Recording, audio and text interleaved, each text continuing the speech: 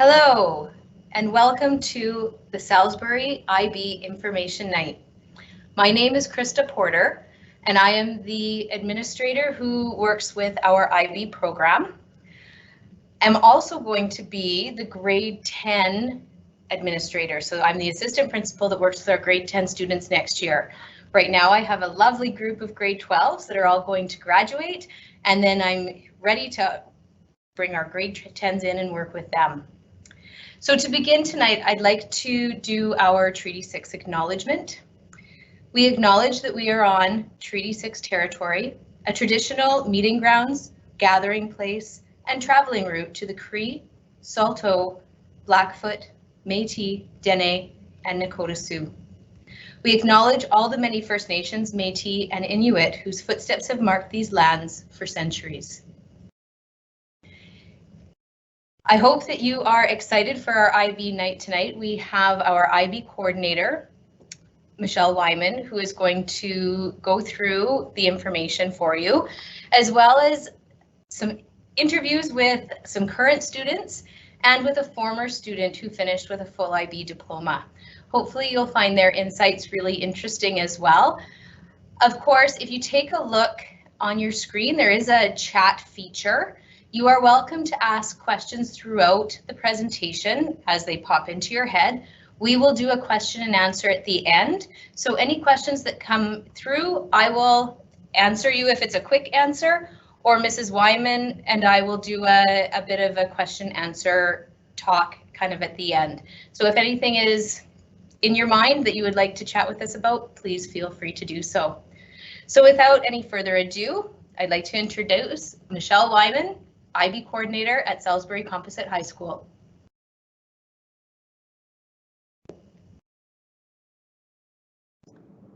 Hello, grade 9s and your parents or your guardians. We're so happy to be with you this evening, and I think we have a really good presentation so that you'll be feeling confident about what IB is, and we'll also have time at the end to answer your questions as well. So let's get started with tonight's presentation.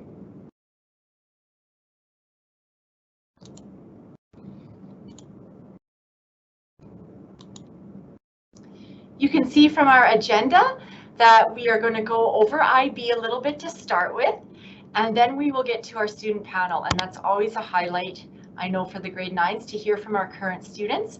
And then we'll talk a little bit more about what you need to do to come into our IB program as a grade 10 student. And then we'll have another guest speaker, a former student who's graduated out of our program. And then we'll take a look at some of the myths that I know come up that we want to address and really make sure that you have a good understanding about what IB is. So I always like to start with this slide in the presentation. We are looking at here that IB is a program that's been around for a long time, since 1968. And it actually has different levels in the program. So there is primary, and then there's middle years, and then there's what we call the diploma program, so what we're offering here at Salisbury. And then there's also another program called the career program. I think looking at the IB mission statement is also really valuable because it really does show you what IB is all about. And so as you're reading over this mission statement, it's really showing us that we are trying to help students be prepared when they leave high school to go out into the world and to make change, to look around at maybe where there are things that are concerns and problems and to move forward with that. Maybe to go on in university to do areas of study that really are going to be important, not just where we live, but around the world. That is a big part of IB, that international aspect and that international education. Of course, along the way, IB is really promoting that students are developing really positive characteristics, like being compassionate, like caring for others, being lifelong learners. These are the qualities that we really are trying to make sure that our students leave our program with. So how are we going to go about actually doing this? That's a lot in that mission statement. So there's lots of opportunities when you come to SAL in our IB program to work on your own, to work with others. Through that, you're really learning how to take on responsibility as well as sharing responsibility for different things. You'll have projects that are both individual and then other projects that are group work. We're really trying to promote that students are going to become confident in their academic studies. They will have times where they get to decide on the projects that they want to do, so there is some independent work there. And through that, we're really promoting the idea that students are taking that ownership of their learning. I think that comes up on this slide as well, that idea of setting your own goals as you are pursuing these different subjects in IBs and doing those independent projects that are called the internal assessments, are part of asking your own questions, pursuing knowledge of things you are interested in learning, and learning how to do that in an academic manner. Another really important piece of IB is the development of what's called the IB learner profile. So I'm just going to pull that one up for you. And here you really see the list of the different skills and qualities that we are promoting to be developed in you grade 9s as you're coming through with us. And when we think about school, we often think about things like knowledgeable and thinker, and we use words like academic. Those are very important, and we see those listed on the learner profile. But then other things maybe we don't think of as much, like caring or being a risk taker and being reflective about what you're learning or reflective about what's happening in the world and thinking about ways that you could go and make some positive changes.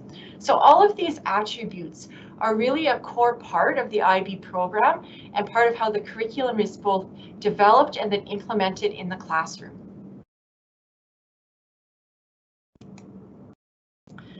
This is a really common graphic that IB displays, and it's showing all of the different layers of the IB program. So in the very, very center, we have approaches to teaching and approaches to learning. And so that's really highlighting that relationship between the teacher and the learner, and that we're working together to help students move forward in their education.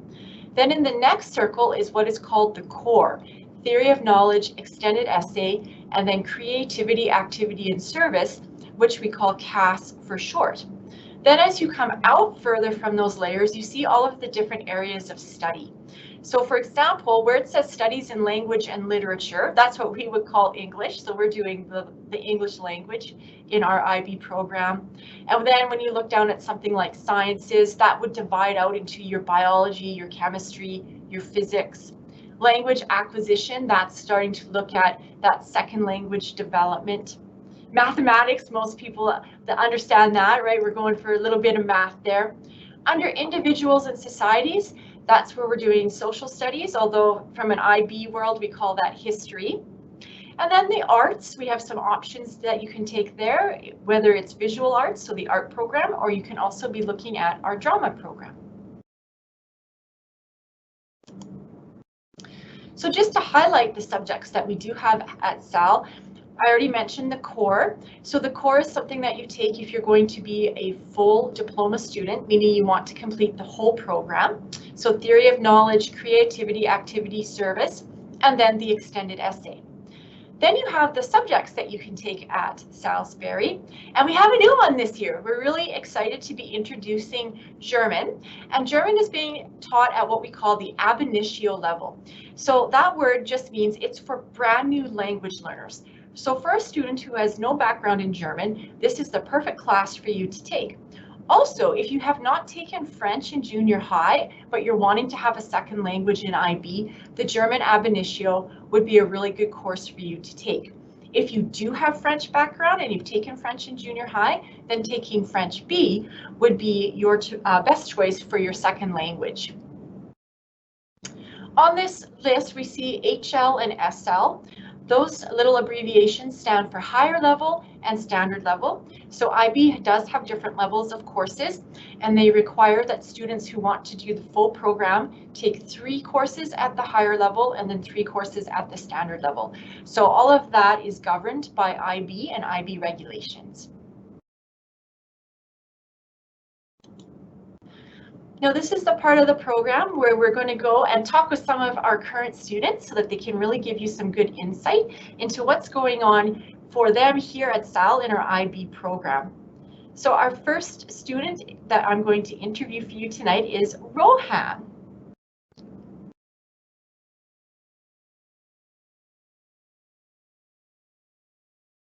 Now, Rohan, what I'm going to ask you to share with the grade 9s is, why are you taking IB? I know you're taking biology, math, French, social chem. You're doing a lot of the different courses. So what has caused you to make this decision? Why do you think that IB is valuable?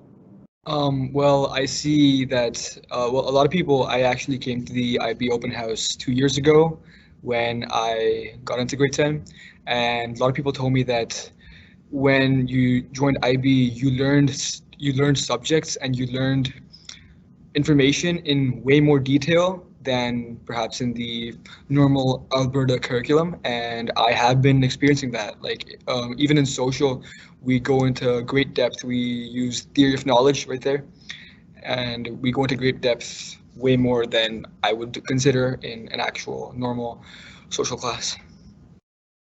So do you have some favorite parts in IB or a favorite subject so far?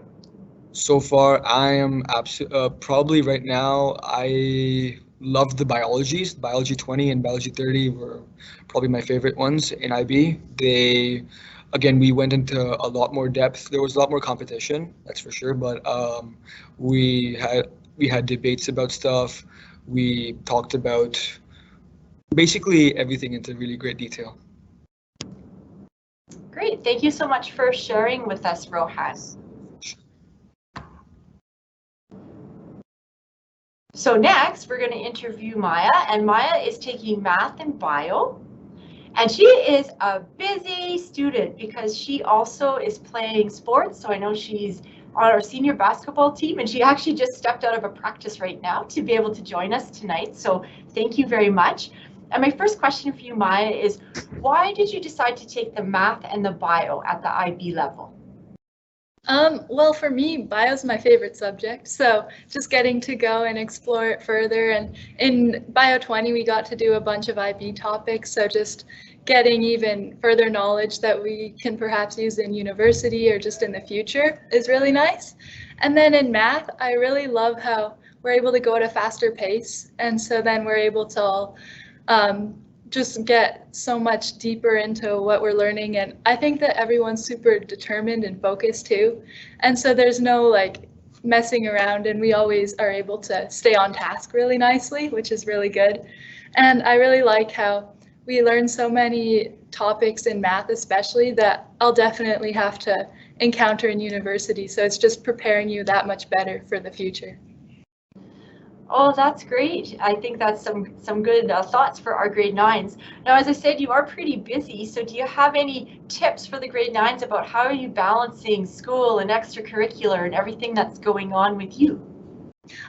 For me, the biggest thing is as soon as I get home, or as soon as I get home from practice, I always finish my homework. I really take advantage of the weekends. So if I have like a test coming up on like a Wednesday, I pretty much make sure I'm studied for it by Sunday night so that on Monday and Tuesday I can refresh, but I don't actually have to go over everything and cram the night before, because that would be terrible. But yeah, I think time management is super important, and making sure you don't procrastinate your studying to the last minute. Oh, that sounds like really good advice for the grade 9s. And I know that the development of skills, so skills like time management, are really important during IB and really do help students when they leave the program. Next on tonight's panel, we're going to interview Will, and Will is one of our full IB students. So he also is a fairly busy guy. And the first question I have for Will is, why did you decide to do full IB?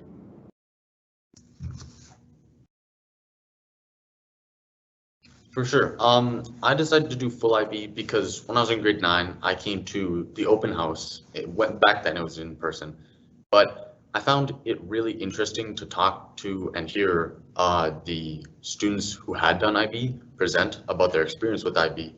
And my key takeaways were that it really prepared them for university. So getting them very good at time management and managing many different courses at high levels that were quite difficult, or closer to university level difficult. And Also, I was very interested in the full IB topics like theory of knowledge, which is a course you have to take for full IB, or doing the internal assessments, which are the projects, and the extended essay. And I found that the topics and things that the students who had done IB, the full IB, were talking about sounded very appealing and interesting to me. And I figured that would help me make my high school education fun and interesting and prepare me for university better. Oh, that sounds really great. Now, as part of doing full IB, you are working on completing CAS, so creative, active, and service. Can you share with the grade 9 some of the things that you are doing as part of your CAS? Yeah, sure. So for the CAS, you have to keep a sort of portfolio, and you have to document the things you do, and you have to, the CAS is kind of to force you to have a work-life balance between the schoolwork you do and the out-of-school things you do, like the creativity, the activity, and the service. It really helps diversify you as a person, and I find that it's really helpful in that manner. For example, what I'm doing for creativity is I'm learning piano, and before grade 10, I didn't know anything about piano, and now I've sort of started learning piano, and I can play some simple songs and understand it a lot better. It's quite interesting. And for activity, I have continued doing things I was doing before. So I'm part of a triathlon club. So I continue to practice my triathlon skills like running, swimming, biking, and I document them in my CAS portfolio journal thing that we have to keep. For service, I am volunteering at my old school for a club that they hold, and that's been a lot of fun to interact with the younger students and see my old teachers again.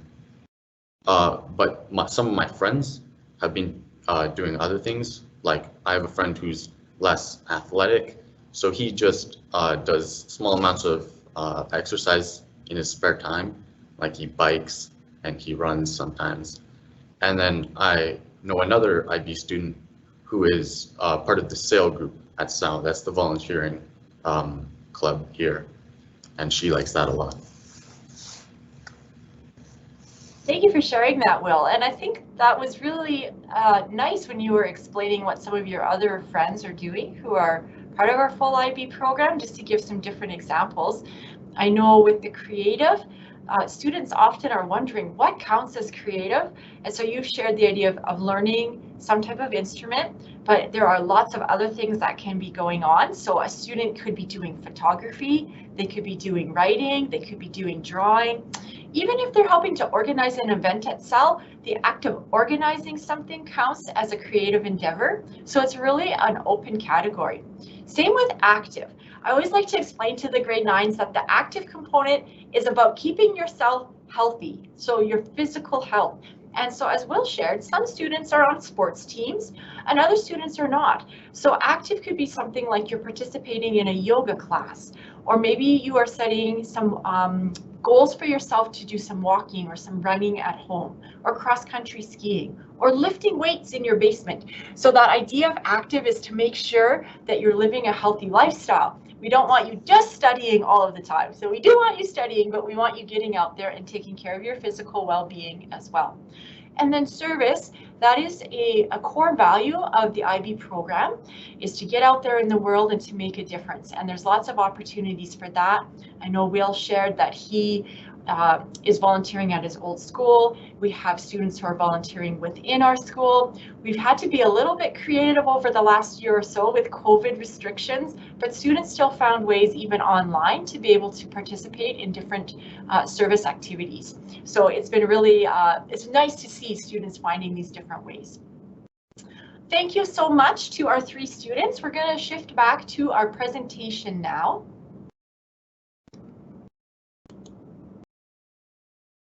So if you're hearing all of this and you're thinking, yeah, I definitely want to take IB, I'm excited and I'm ready to come, you're going to register to come to SAL, but you're not actually starting IB yet, because IB is a 2-year program that doesn't start until grade 11. So what you're going to do is you're going to register to start in our grade 10 PreIB program. And so you'll go in and you'll do your student registration form that's online, and you'll select that you want to be in the IB program, and then your registration will come to us through Salisbury. Of course, we are looking to have a grade of 80% or higher in the courses that you're wanting to take in our pre-IB program. So that is something to keep in mind as you're deciding which classes, or if you're going to do all of your classes in our pre-IB program. So grade 10, here we are. You've decided this, and now you're going to get to choose what courses you do want to take. And so we have a nice list here of what you can take in pre-IB. And as I said, you can take it all or you can take one. Usually students at the grade 10 level will choose to go with all of the subjects because it's a really good opportunity to get landed here at SAL, to find out about grade 10, but also to find out about IB. Because as you're going through your pre-IB courses, you're going to be learning more about what's coming up in the next year. You'll notice in this list that we've added the German. So if you know that you want to do a language or that you want to do full IB where you must do your second language, you now have the choice of taking the French or the German. Also in this list, please do notice that as a grade 10 student, you'll take Biology 20 pre-IB if you're wanting to take Biology 30 IB in grade 11. So we do accelerate our biology to make room for the courses that have to be timetabled to get through the Bio 20 and then the Bio 30 IB in grade 11 and then the Bio 35 IB in grade 12.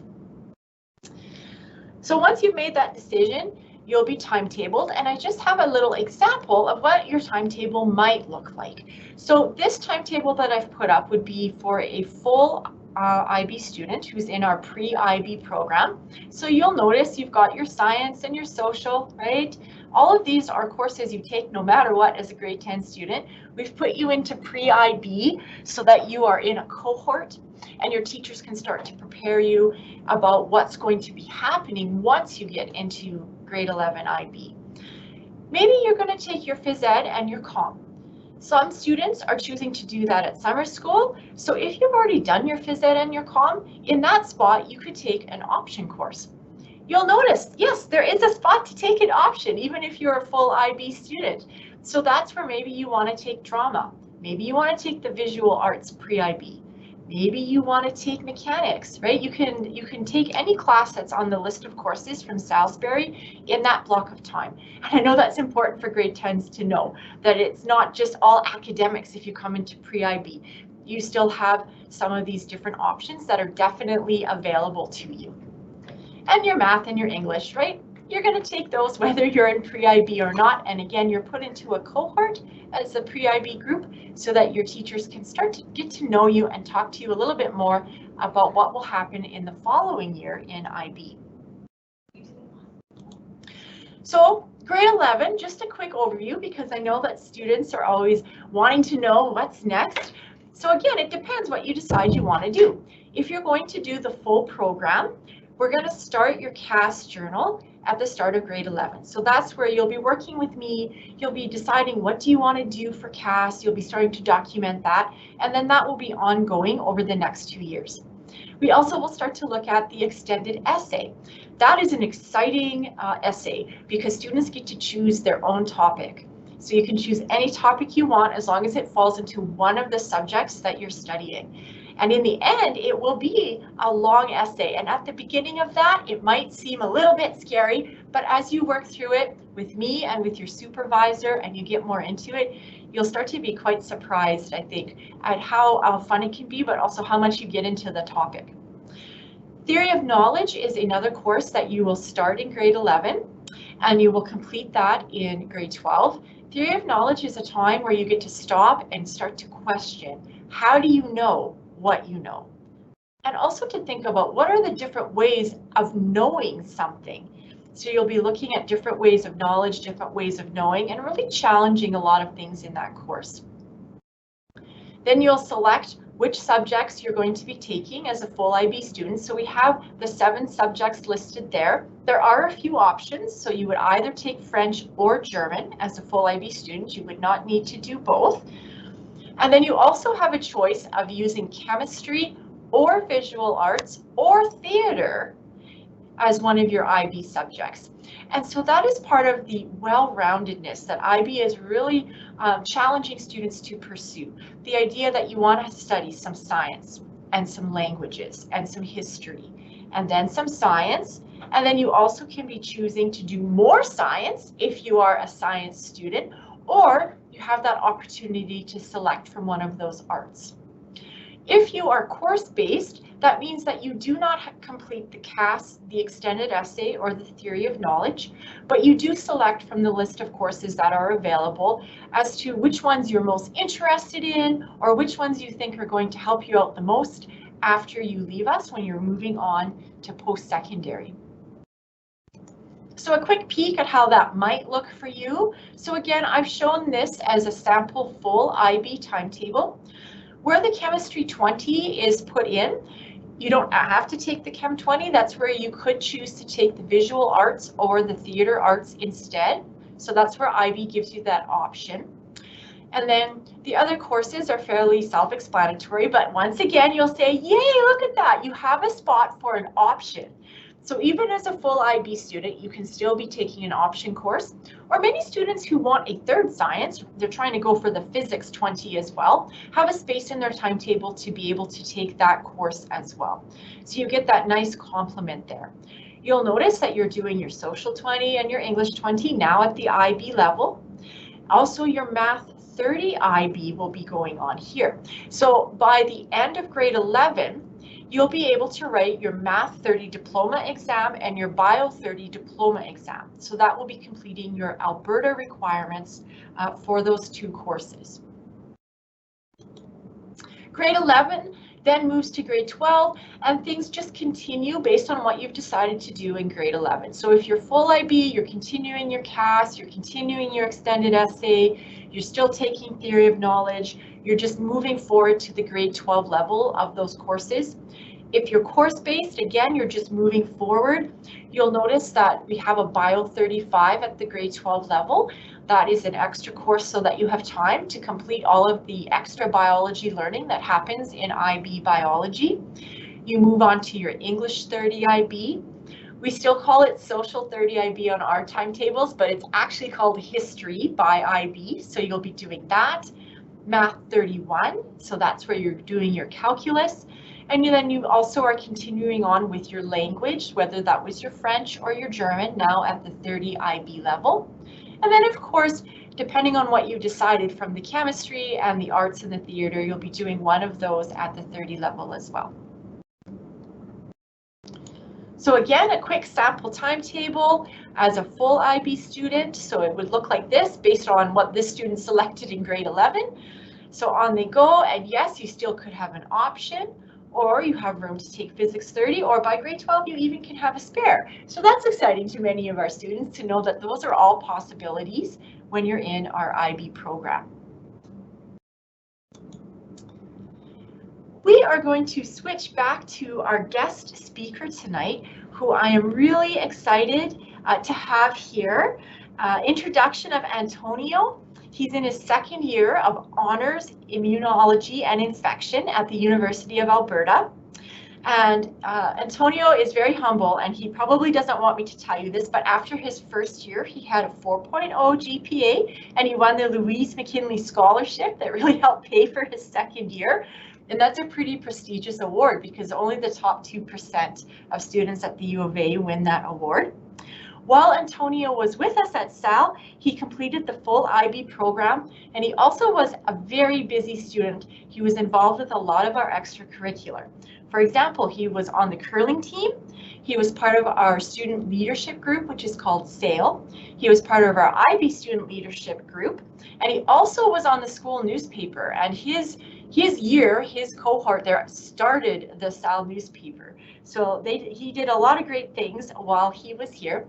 And he also just told me that he's been accepted to work in a Salmonella research lab. And again, that's fairly prestigious as a second year student to have this opportunity. So he's really busy, and we're just so excited that he could take some time to come and talk to you tonight. So welcome, Antonio. My first question for you is, why did you take IB? And now that you're in your second year, how do you see that it did help you?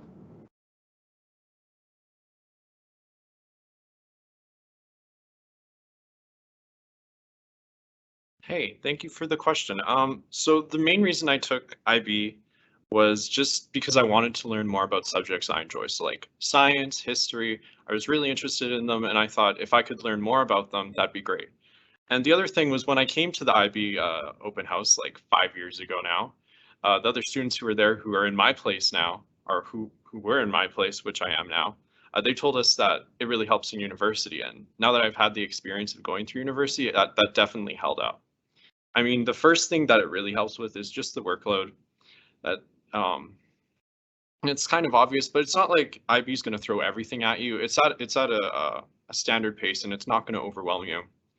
But it's going to get you set up so you're ready to organize yourself, prioritize things, and just manage everything. Have good time management skills to manage the workload you're expected to always be maintaining in university.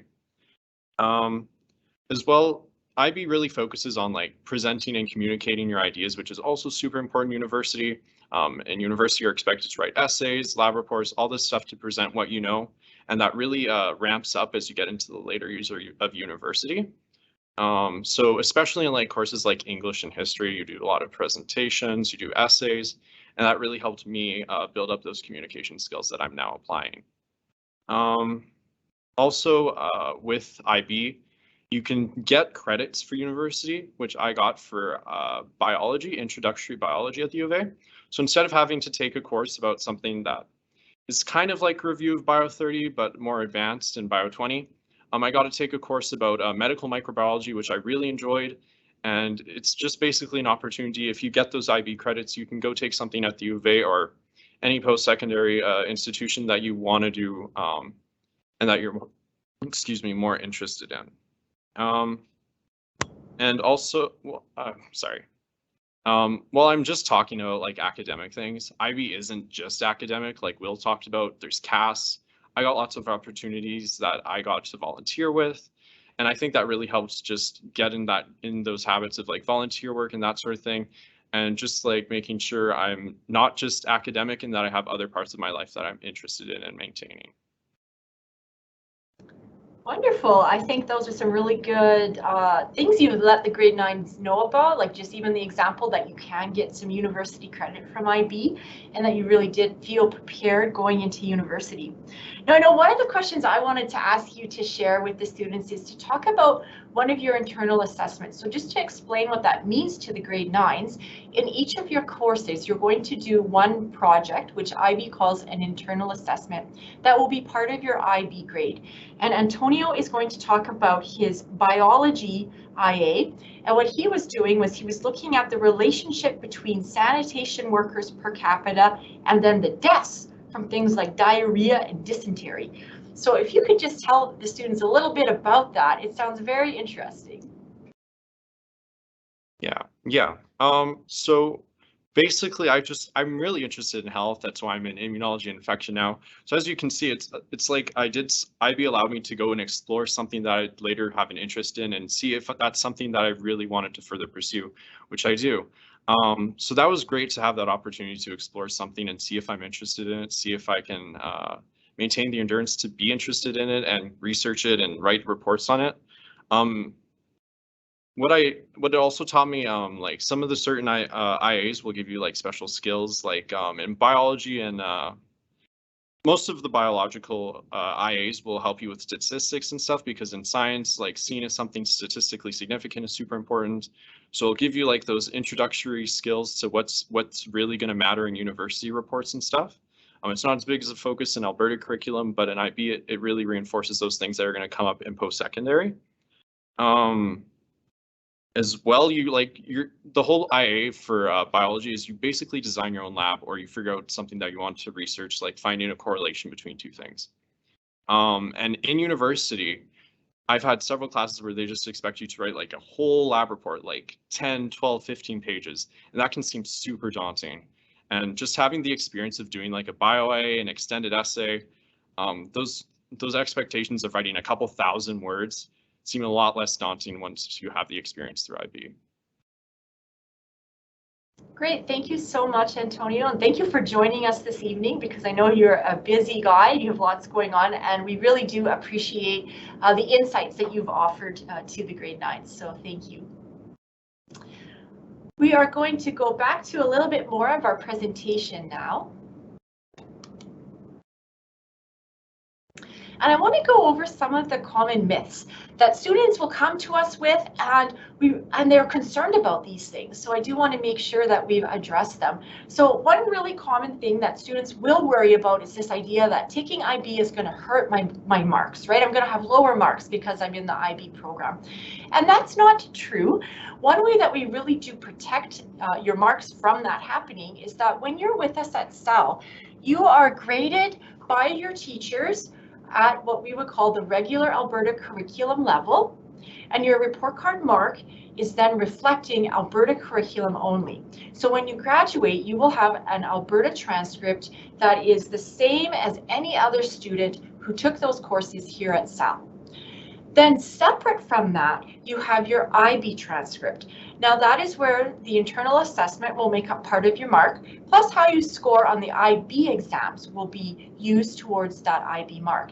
Now those exams are where the extra IB material are tested, and so you will end up having a very separate mark from what you had in Alberta. And the great news is you can present both of those marks to universities when you're applying.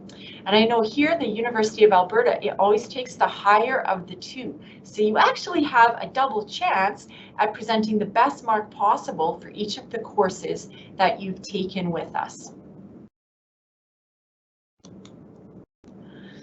Another concern students have is that they don't have time to have a life, right? They're just going to be so busy studying all the time that that's all that IB is going to allow them to do. And I think we've really shown from what our current students and from what Antonio had to share that that's actually not true at all. And in fact, part of that core program, the CAS program of IB, is encouraging students to have a life and to do things that help them to be well-rounded and to be balanced and to be healthy and to learn how do you manage all of those things. And that, I think, is a real strength of this program, is that we have that right there and that we are wanting our students to be involved. Myth number 3. I'm going to work so hard and it is not going to help me out after high school. This can be really easy to think, especially when you're grade 9 going into grade 10, because life after high school seems pretty far away. But I do think Antonio already highlighted some of the benefits in terms of time management and having really good writing and research skills so that you're prepared. So you're prepared to do something like to go and write a lab report at the university level. I'd also like to highlight some of the other things like writing an English paper. I know Antonio is in science, and so he was emphasizing more of the science end. But if you are going into English, you will spend time here in the IB program working on the skills to do a properly researched and referenced paper. Same with history. So all of these things are going to really set you up to be prepared when you hit university. Antonio also highlighted that you can get credit for courses that you've completed at the IB level. So that is something that you can look. What are the different universities offering you? How are they looking at IB? Because they definitely are looking favorably at you. And there are also scholarships that are available to IB students that aren't available to other students. So there are lots of things that will benefit you after completing the IB program. Another interesting statistic to note is there have been a lot of studies done that show that IB students are more likely to get into university, but also are more likely to stay in university once they get there. And so we want to emphasize that as well. It's about that skill building that's going to help you be successful once you're there. This is a graph is based on some research that IB has published. DP cohort at the top, that's meaning the diploma program, so what we're offering here at SAL, and the national cohort means in comparison to students who are not in the IB program. Now these stats do come from the United States. At this point I don't have a graph that the IB published using Canadian statistics, but I still think the information here is valid in that it's showing that students who have taken IB are more likely to be successful in first, second, third, and fourth year to be able to complete their program. That you see less of that dropout rate that we know does happen in first year. And I think that's because students academically have been prepared, they have had enriched learning, but they also have been prepared with all of those other skills that we've been exploring in this presentation.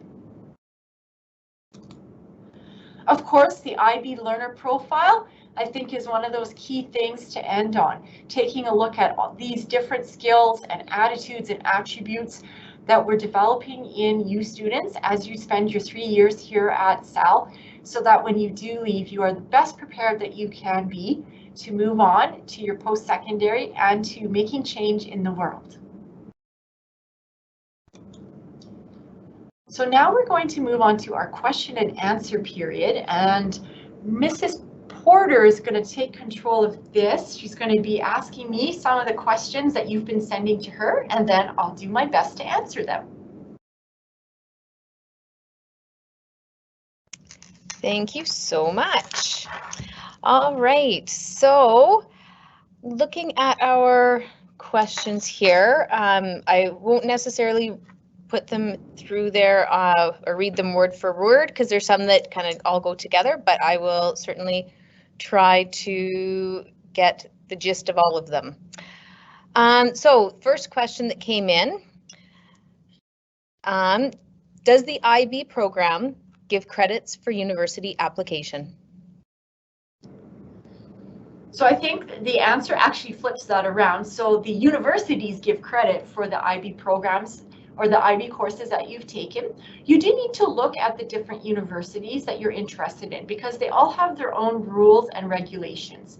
So for example, most of the courses at the U of A will require that you've scored a 6 out of 7. So IB grades on a point system of 7.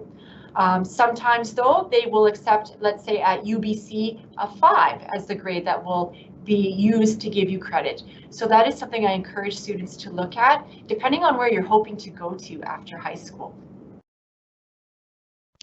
I think we have those linked on our website as well under our IB program. So if you are interested in what the University of Alberta requires or the University of Calgary or any of the other Canadian institutions, I think there's a link there that shows those grade equivalents. Thank you. Are there any benefits to taking IB for getting into competitive university programs? For example, veterinary science. Now, veterinary science is actually a degree that comes afterwards, so you're not applying directly into that, but maybe one that is difficult to get into straight from high school. Even like a Bachelor of Science or engineering, those marks need to be quite high. So does IB help you getting into any of those programs? So IB does, and again, it depends on the university. So I'll talk about some of the benefits from the U of A to start. So with the U of A, what they do is they look at your Alberta transcript and your IB transcript, and they take the higher of the 2 marks for each subject. So this way you actually have 2 attempts to get the highest mark you can, and they're giving you that opportunity. So it's definitely helpful that way. Other universities, if you've completed something like the full IB program, is very desirable and they're wanting to get you in there. And so they're looking for students that have taken full and partial IB in a different manner. Sometimes what you have to do is you have to write an essay to get into those competitive universities. And within that essay, you'll be talking about your IB work, and they're looking for those types of things.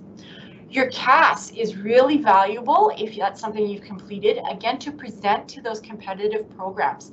So I think about the example given of a student wanting to go to veterinary school. Well, that's going to happen probably after you've completed your full 4-year science degree. You apply to that once you're already into university. But they're looking for more than just marks. They're looking for what else have you done? They're looking for your creativity. They're looking for service that you've been doing throughout your life, because they are looking for well-rounded individuals. They're not always just looking for that top mark. They want to see the whole package, and that will be part of what you can include in your application, especially when you're writing those essays and you're explaining to a university why you are the best candidate to go into their program. I know that we've had some students who have told us that they've gotten into different research programs specifically because as a second year student, they could say, hey, I did this extended essay or I did this internal assessment on a topic that's related to this research program I want to get into. And that's gotten them ahead of other people that don't have that experience. And I know we had Antonio share that he's in the Salmonella Research Lab, and we've had other students who've had similar opportunities or even have been asked to TA courses as first and second year students. And that's all because of the IB work that they've presented to their universities. Thank you. As we were looking through the slideshow, there was indication of SL and HL. Can you explain the difference between the two and why certain subjects are at different levels, please? Yeah. So SL stands for standard level and HL stands for higher level. And that is part of IB programming that they require that students who are doing full IB would take 3 courses at what's called higher level. So as that name suggests, there is even more curriculum that you're going to learn than you would learn at the comparable standard level course. And then you take 3 courses at the standard level. So it's just a way that IB itself is differentiating that you will have a bit more learning in some courses and then a little bit less by comparison in others. So they're really trying to make sure that there's a good balance, that you are getting good academic enrichment, but that it's not overwhelming. They don't want students doing everything at the higher level. We want to have that nice blend throughout the program, and you will see that, right? We've selected, so we have a higher level biology, but then we have a standard level chemistry. So for students that are interested in the science, you're going to get some different levels there. Same with, we've got, let's say, the higher level English, because English is our first language, so that makes sense. But then our French is going to be at the standard level, so a little bit lower, and that really supports students developing their French. Or the ab initio level of German, that course is designed for a brand new language learner. So you only have one language, and for most of you that's English, and you don't have experience yet learning any other language, and you're just going to start with the German. And so again, that just really does help balance your timetable and the amount of work that you have to do to complete the full program. Thank you. I think it's important to note too that there's a lot of overlap between the Alberta curriculum and the IB curriculum. So we've also done a lot of work, or Mrs. Wyman has, in making sure that the pieces that overlap are supporting each other, so that our students are able to be as successful as possible in those courses while still doing the Alberta curriculum as well. Where is IB recognized? Is it just in Canada? Does it travel to the US? Where else in the world would IB be recognized? That's a good question. IB is recognized around the world. So it is recognized in the United States by many universities there. It's a very well-known program, and it has a very, very solid reputation for its academic excellence and for its rigor in assessment and for the quality of education that students are getting in that program. It is recognized in Europe. That's actually where the program comes from. So it was first developed in Europe. So again, if you are having dreams of traveling and that you want to go abroad to do studies after high school, IB definitely is a program that will give you advantages and make you be prepared to enter those different schooling systems. If IB courses are harder than regular courses, won't it decrease my average? So yeah, this is a really good question. And also I'll try my best to explain that again. So IB courses aren't necessarily harder because we very carefully selected that the courses we're offering are matching Alberta curriculum and then extending a bit on that Alberta curriculum so that you're getting some enrichment. But it's still all at a very appropriate level for your age as you go through grade 11 and 12, but it does go a little bit faster, right? That makes sense. If you're going to learn more and if you're going to do a project in each class that you don't normally do, it's going to take some time. And so we recognize that. We recognize that you're going to need some time. And you'll notice on the timetable, that's why we sometimes actually do have those what look like extra courses. So Bio 35 is there because we know that you need more time to learn the extra biology. So we put that on your timetable. Same with the history. Once you get into that Western world history, we know that you need a little bit more time. And so it's there to make sure that you are able to stay on top of all of your studies. Another thing that we do to help you with that concern is that the tests that you do in your classes for us, so to get your report card mark that comes from us and eventually shows on your Alberta transcript, is exactly the same as your friends are doing in classes that aren't IB. So for example, I teach the chemistry IB, so right now I have Will and Rohan in my chemistry class, and the tests that I'm going to give them for each unit are exactly the same tests as my other non-IB chemistry class is doing. And so you're being assessed at the same level as the friends around you for that grade. Where it becomes different is when you do your IB exams, and those happen in May of grade 12. So those marks are going to be used along with your IB projects to give you that very separate IB grade. And that gives you that second opportunity to have another mark to present to the universities. I hope that answered. I know I talked quite a bit on that one. I think that was great. Thank you very much. The next question, and I think if it's okay with you, Mrs. Wyman, I'm going to answer this one. It says, how would a student be able to manage, say, a sports program like football team and their social life and academics? And the three students that we had here were very modest. I would like everyone to know that Maya, the lovely girl who spoke there, she was on our volleyball team. She was on our basketball team. She was also on our golf team, and so she's busy with those teams. She also does golf lessons outside of school as well. And so she's a busy kid and she's able to manage. Rohan is a member of our football team. So he was practicing through the fall, 5 days a week, well, 4 days a week. I think they get Fridays off. But he was very busy with that. He also is part of our band program and part of our after school jazz band program. And yeah, he's a busy kid as well. And Will did mention, because he was talking about Cass, he is very involved in volunteering and of course with triathlon and those sorts of things as well. Lots of our students are involved in SAIL, which runs after school. It is part of our leadership here. And so lots of our students are able to balance all of it. How do they do it? Well, it comes down to good time management. Do you have any other tips, Mrs. Wyman, on balancing all of those things? Because these students, they really do sound like superstars, but I think they're doing a good job of managing that. Well, I think one thing in terms of time management is, of course, learning how to keep a calendar, and that's something that we can talk more about when you get here, but just really making a schedule for yourself. But related to that, you need to know that we are balancing your school timetable for you as well.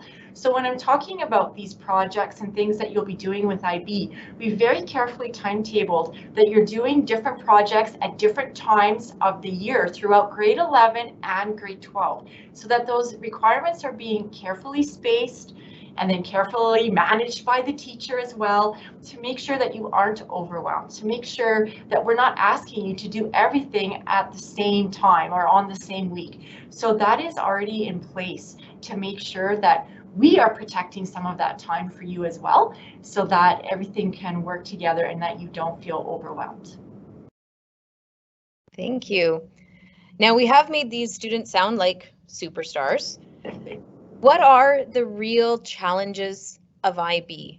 What do we see in our students where they might need some extra help to manage the IB life?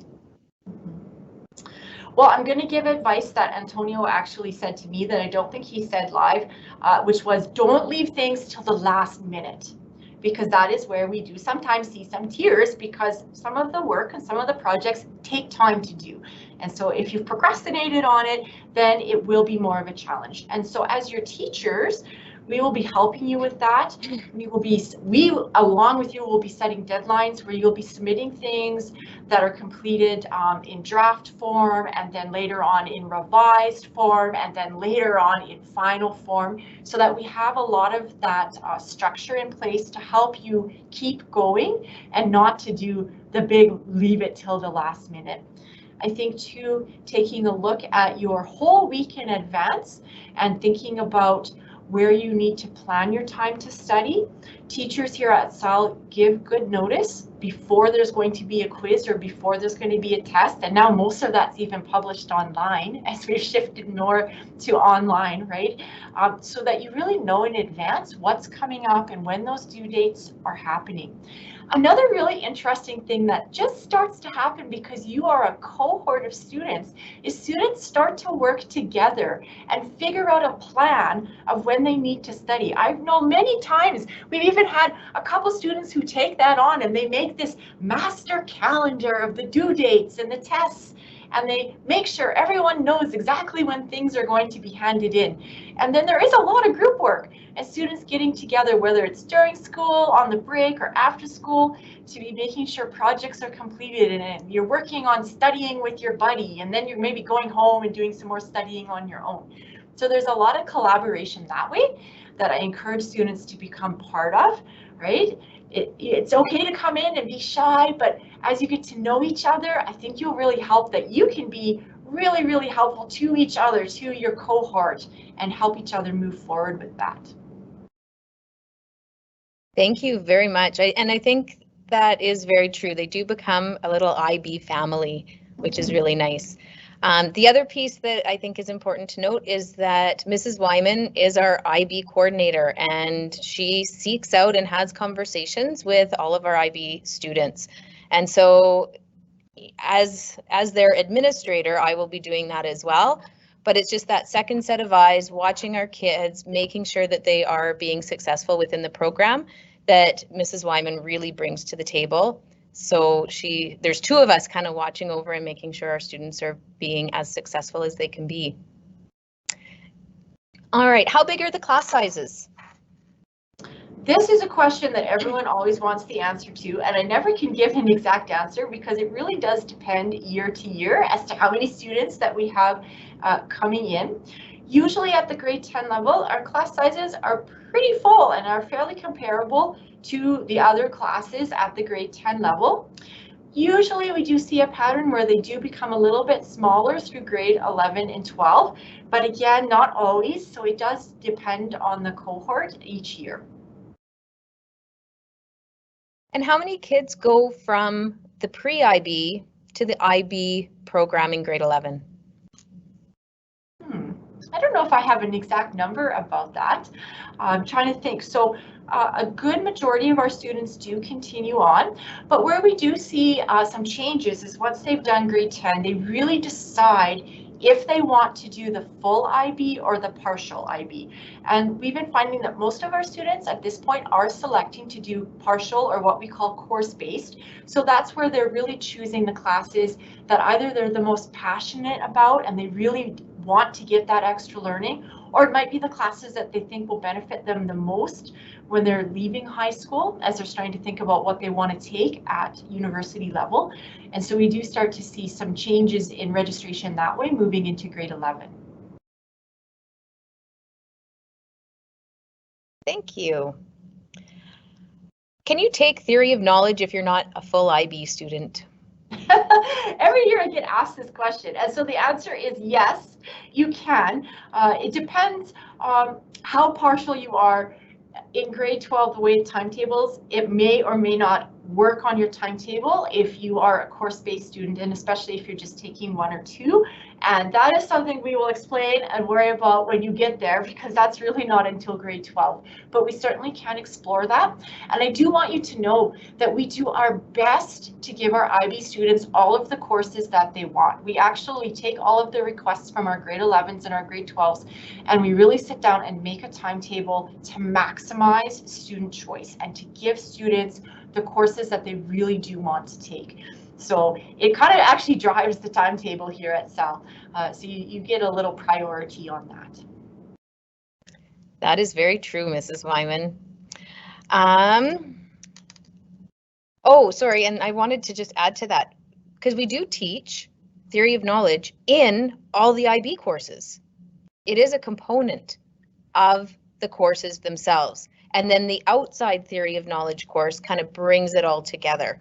So I think that's important to note as well, is that if you like the sound and maybe the background of theory of knowledge, it actually is presented in every single one of our courses that are IB courses.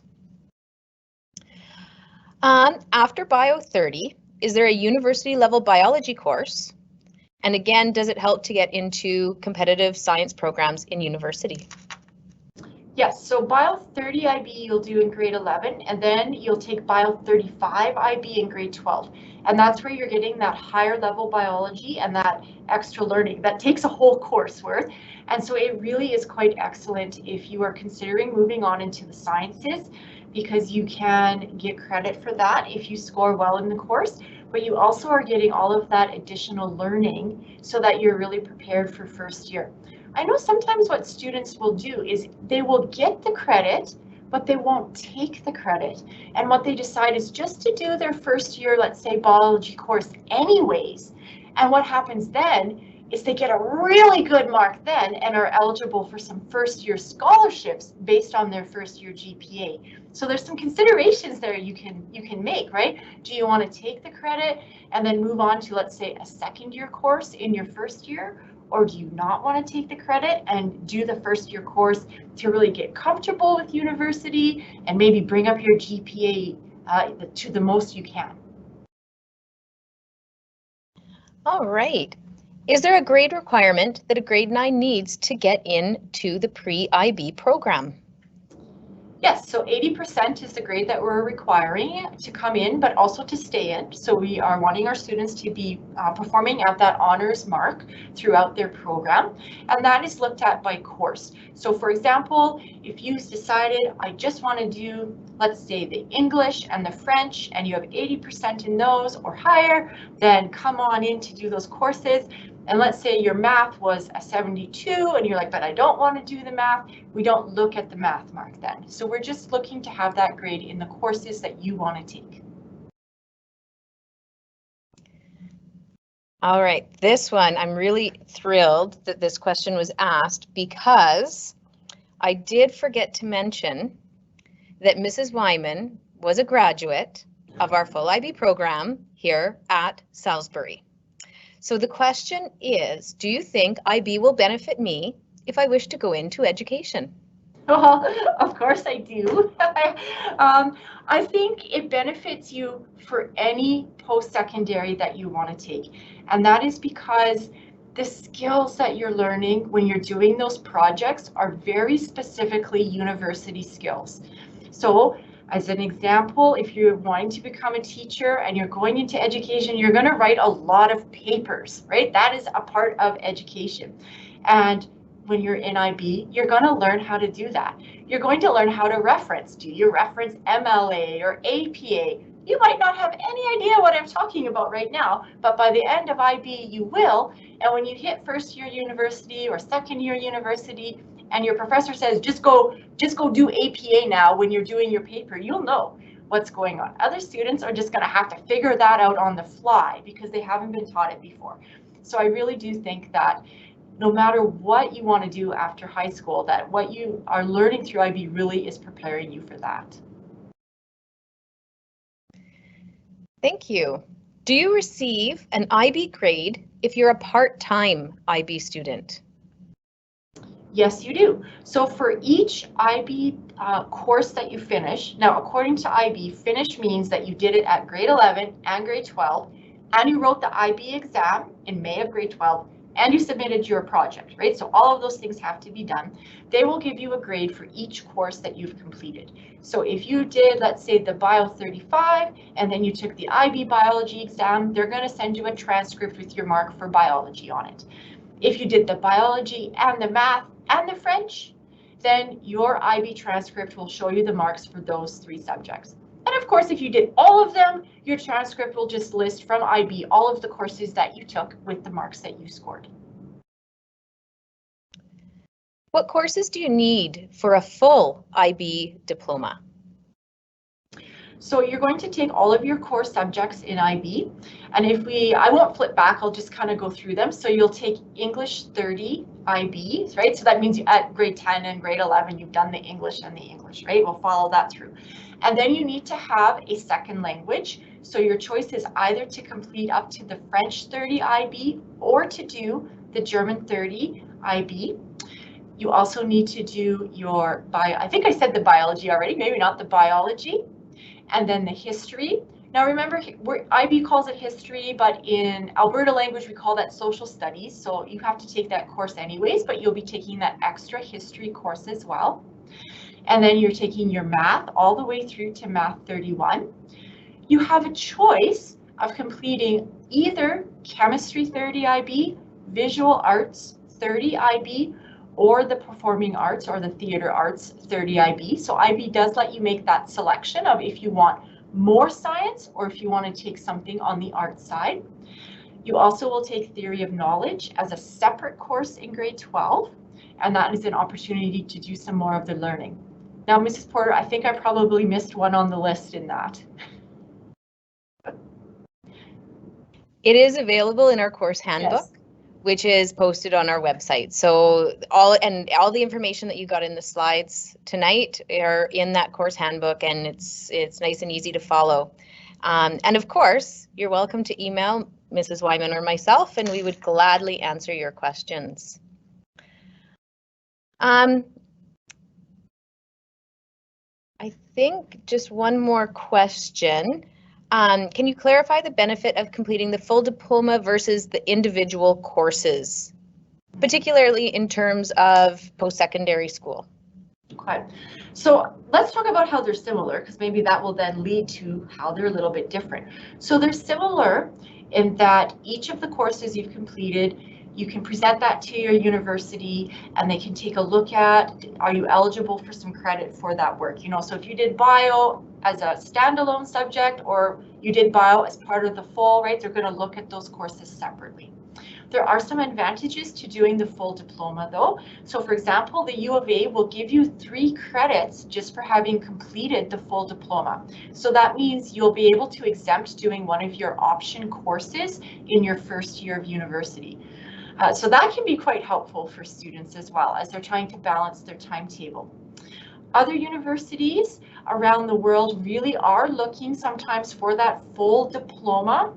So you want to look into that, especially if you're considering going places like Europe. It definitely has a value there that you've completed the full program over doing the course-based program.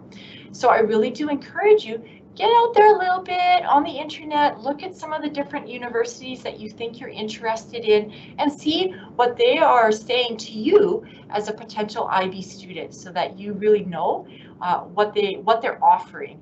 I do know universities are recruiting though for IB students. They're always sending me lots of information. Send your students, you know, to their universities. So it is a valued program and universities are wanting you to come to them. All right, so I just am going to generalize a question here. For students who are feeling really anxious about grade 9, about marks, about coming into high school, what would the benefits be of being an IB? I mean, as parents, we don't want to add to their stress. We want to set them up for success. We don't want their marks to drop. For that kid who's feeling that way or parent who is concerned about their kid, what is the benefit to choosing IB? So I think right now, grade 9s, it's really important to consider that you are coming into just grade 10. We've talked a lot about like, oh, university, that's 3 years away. It's still a really long time away. And so our focus right now is to have you come into grade 10 and have a really good first year of high school. When you're in that pre-IB program, you have that opportunity to get to know a lot of students who are a similar mindset. They're here, they know they want to do something after high school. They don't know what they want to do yet. I mean, some of you might, but a lot of you don't. But you do know that you want to have something academic, and you do have plans and dreams of doing something after high school at that post-secondary level. So it's really a good place for you to come in and be part of that cohort so that you can develop friendships and relationships that are going to help you through high school. You also are going to have an opportunity in grade 10 to learn a little bit more about what does IB even mean? Because remember, you're not doing IB yet in grade 10. You're starting to learn from your teachers what IB is going to be looking like. You'll start to have some chances to talk with our grade 11s and 12s. That's something that I do. I come into our grade 10 classes and I bring the grade 11s and 12s with me so that they can start to share with you more about what IB actually is like. And then you really can be more comfortable and prepared to make a decision at the end of grade 10 about what you want to do in terms of IB, because that's really when things start. The only thing that's different on your grade 10 timetable, if you're coming into IB compared to a normal grade 10 timetable, would be taking that Bio 20. And that's just because we have to accelerate one course, and the course we accelerate at CEL is Bio 20, to be able to make that full IB timetable happen. And so it does give you a chance at the grade 10 level to do that Bio 20 and to kind of check that out and to see what's it like even at a 20 level course. A little bit more challenging, but remember, it's still not IB yet. So we're really trying to help you feel confident and prepared by the end of grade 10 so that you're then coming into IB ready to go.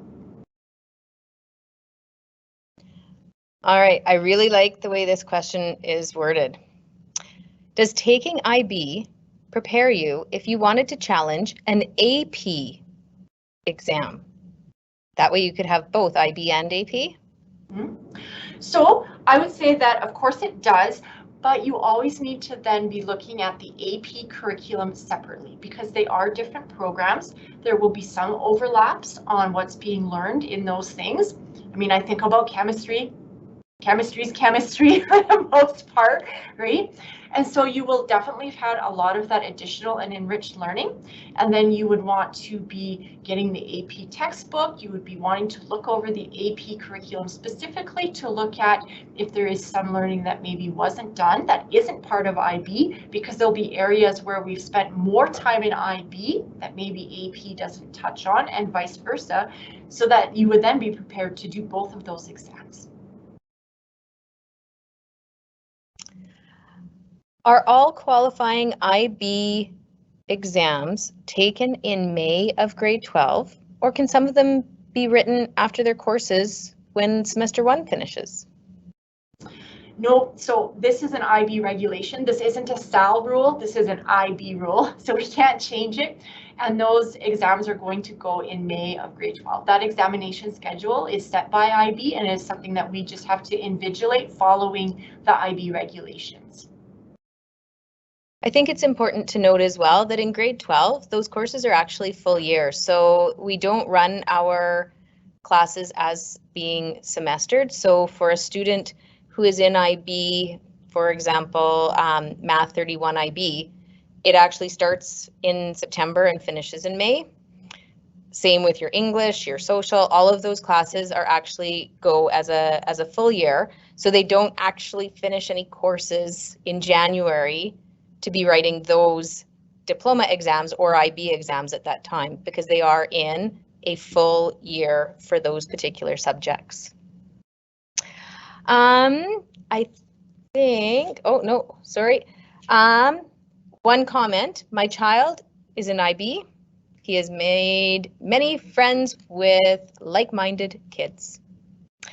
And one more, do you still need other required courses, such as COM and Phys Ed, to graduate with an IB diploma? Okay, I'm going to answer this carefully so you don't hear me wrong. So you do not need those things for the IB diploma, but you're going to need them for your Alberta high school diploma. So in Alberta, you're still required to complete all of the Alberta curriculum as well. So the example of the phys ed and the comm, that's an Alberta requirement to graduate. So yes, you will need to do that. Interestingly though, IB has some of those things built into the program. So for example, the CAS part, the active part of CAS is how you're doing your phys ed in IB. It's how you're making sure that you're being physically fit. It's how you're making sure that you're taking good care of your body. So you'll still see that parts of those things are found within the IB program. They just look different than how we would timetable or deliver them as part of the Alberta curriculum. All right, I think that was the last question. Hopefully we've done a good job answering them. And of course, if not, please feel free to let us know and give us a phone call or send us an email. Thank you, grade 9s. It was really a pleasure to be here sharing this with you. And as Mrs. Porter said, if you have more questions or if your parents or guardians do, call Sal or send us an email. You'll find all that information on our webpage. And we're looking forward to meeting you when you come in grade 10.